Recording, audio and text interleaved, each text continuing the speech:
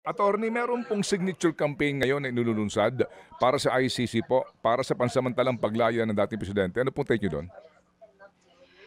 It's it's not within the processes of the court at malamang hindi papansinin. Kasi, parang gano'n sasabihin ng court, you have to submit something, a legal argument before the court and you have Mm. to have standing. Mhm. Hindi porke Pilipino ka, puwede ka ng kumuda-kuda. Hmm. Dito sa ICC, there kumbaga they look at the facts of the case, at the Mm. law of the case, Mhm. at hindi dapat nagpapaapekto at I highly doubt na papansinin niya ng mga judges. Mm. Ang kailangan gawin ng Duterte kaya sabi ko nga, ito sorry pero unsolicited advice. Mag-usap sila sa group chat kasi si Kitty at saka si Pulong yata nasa Supreme Court dumudulog. Si Sara sabi niya move on.